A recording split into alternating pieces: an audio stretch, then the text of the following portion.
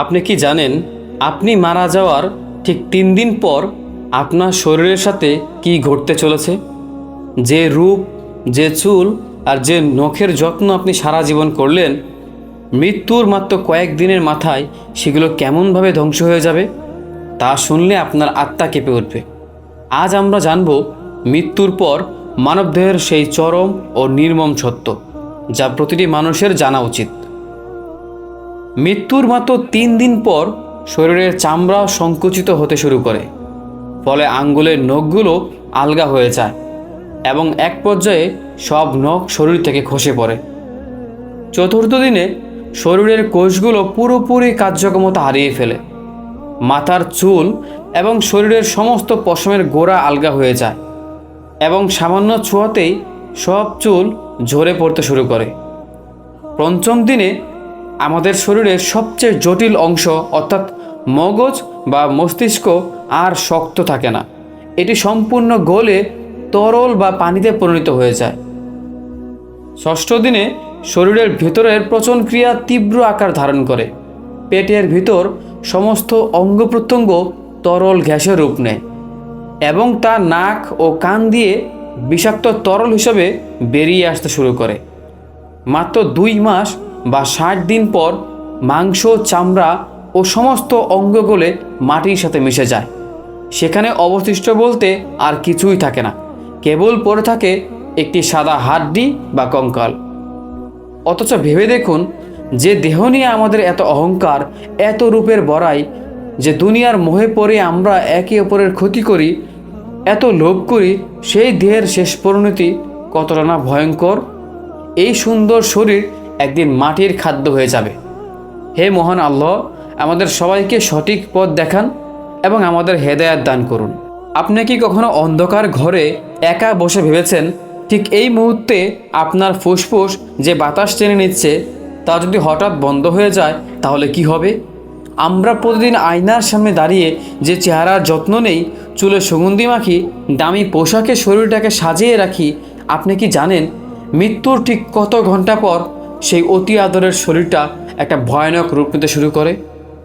আজকের এই ভিডিওটি কোনো কাল্পনিক গল্প নয়, এটি বিজ্ঞান এবং বাস্তবতার এক নির্মম সত্য, যা শোনার পর আপনার ভিতরের সমস্ত অহংকার ধুলোয় মিশে যাবে। আজ আমরা সেকেন্ডে সেকেন্ডে, দিনে দিনে জানব মৃত্যুর পর একটি মানবদেহের সাথে আসলে কি ঘটে। কেন মৃত্যুর মতো 60 দিনের মাথায় আপনার প্রিয়জনও আপনার শরীর চিনতে পারবে না। ভিডিওটি শেষ পর্যন্ত দেখুন, কারণ আজকের পর থেকে জীবনকে দেখার জন্য আপনার দৃষ্টিভঙ্গি চিরতরে বদলে যাবে।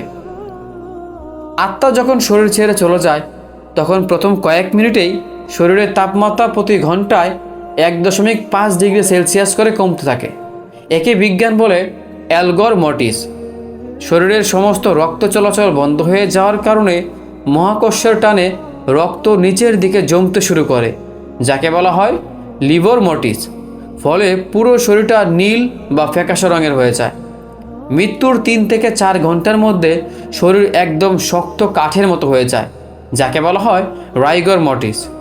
যে হাত দিয়ে আপনি আজ হাজারো কাজ করছেন, সেই হাতটি নড়ানোর ক্ষমতাও আর কারো থাকে না। কিন্তু এগুলো তো কেবল শুরু মাত্র। আসল ভয়ঙ্কর রূপান্তর শুরু হয় এরপর থেকে। মৃত্যুর ঠিক 3 দিন পর অর্থাৎ 72 ঘন্টা যখন পার হয়ে যায়, তখন শরীরের ভেতর কোষগুলো সম্পূর্ণ অক্সিজেনবিহীন হয়ে পড়ে। চামড়া বা ত্বক বাষ্পীভূত হয়ে সংকুচিত হয়ে থাকে। আমরা অনেকেই ভাবি মৃত্যুর পর নখ বড় হয়, কিন্তু আসল তা নয়। চামড়া টেনে টেনে ছোট হয়ে যাওয়ার কারণে নখগুলো প্রাকৃতিকভাবে আলগা হয়ে আসে।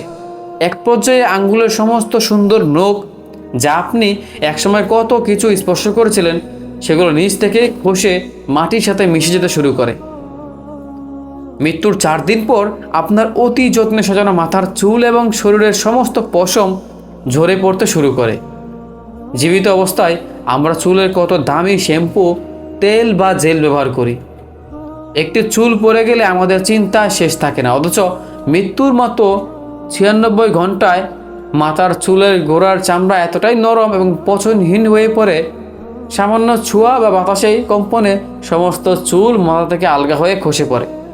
যে মাথা নিয়ে মানুষের এত অহংকার, সেই মাথাটা একদম ন্যাড়া ও ফ্যাকাশে হয়ে যায়। 5 দিন পর মানবদেহের সবচেয়ে শক্তিশালী এবং অবাক করা বিষয় অঙ্গটির প্রতি জানেন কি হয়? হ্যাঁ, আমি আমাদের মগজের কথা বলছি। যে মগজ দিয়ে আপনি দুনিয়ার সমস্ত বুদ্ধি খাটাতেন, ব্যবসা বাণিজ্য করতেন, লাখ লাখ টাকার হিসাব করতেন, অহংকার আর ষড়যন্ত্রের জাল বুনতেন, মৃত্যুর 5ম দিনে সেই মগজ আর শক্ত থাকে না। শরীরের নিজস্ব এনজাইম এবং ব্যাকটেরিয়ার আক্রমণে মস্তিষ্ক সম্পূর্ণ গলে তরল পানিতে পরিণত হয়ে যায়।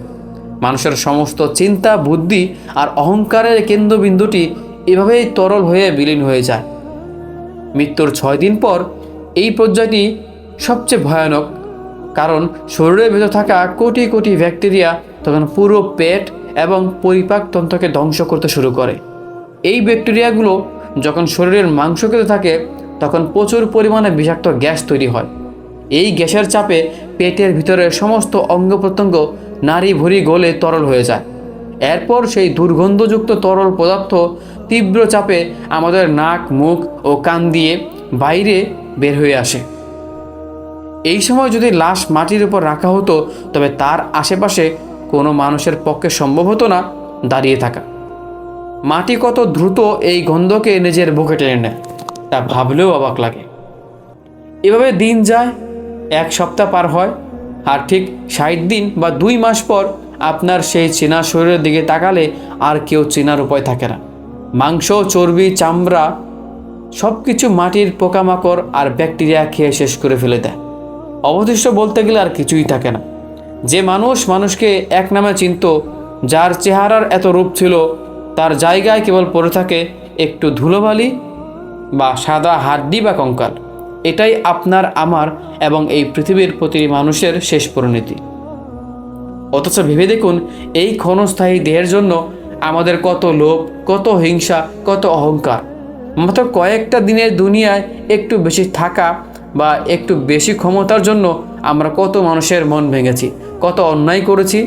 যে দেহের শেষ পরিণতি এতটা নির্মম, এতটা সস্তা, সেই দেহ নিয়ে কিসের এত ভরাই? কার জন্য এত পাপ কামাই আমরা? আজ আয়নার সামনে দাঁড়িয়ে নিজেকে একবার প্রশ্ন করুন, আমরা আমাদের সাথে কি করে নিয়ে যাব?